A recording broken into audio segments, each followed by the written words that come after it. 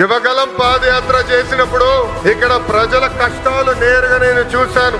ప్రకాశం జిల్లాలో యువగలం ఒక ప్రభంజనంగా నడిచింది. వాస్తవంగా ఆంధ్ర రాష్ట్ర చరిత్రలో మార్పు మొదలైందంటే అది 2022లో ప్రకాశం జిల్లాలో జరిగిన తెలుగుదేశం పార్టీ మహానాడని సభాముగా తెలుపుతున్నాం.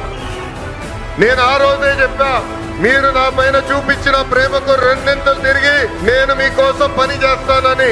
నేను ఆ రోజే చెప్పా, ప్రకాశం జిల్లా నా గుండెల్లో పెట్టుకుని అభివృద్ధి చేస్తానని. ఈరోజు ఈ ప్రాజెక్ట్ అయితే నేనైతే అడగలేదు. నవంబర్ 19వ తారీఖున రిలయన్స్ కంపెనీ వారు మరి మన రాష్ట్ర ప్రభుత్వం డిస్కస్ చేసుకునేటప్పుడు ఎంఓయూ అయిపోయిన తర్వాత మన లోకేష్ బాబు గారు వెంటనే మన కనిగిరి ప్రాంతంలో ఈ రిలయన్స్ కంప్రెస్డ్ బయోగ్యాస్ యూనిట్ ని పెట్టాలని చెప్పి వారు కోరారు. అంటే అడగకుండా ఇచ్చిన మన నాయకుడు. అందుకనే నేను ముఖ్యమంత్రిని సంబోధిస్తూ ఉన్నాను. ఎందుకంటే ఈ ప్రాంతంలో ఇటువంటి సమరం జరుగుతుందని నేను ఎప్పుడు కళ్ళ కూడా ఊహించలా. ఆ రోజు అడిగిన వెంటనే నేను అడగలేదు, అదే మీకు చెప్తూ ఉన్నాను. మీరందరూ ఏమనుకుంటారంటే మన పొట్టోడు వెళ్ళి అక్కడ తిరిగి లోకేష్ అన్నతో కొట్లాడి తెచ్చి ఉంటారని మీరు అనుకుంటారు. కానీ అటేం జరగలేదు.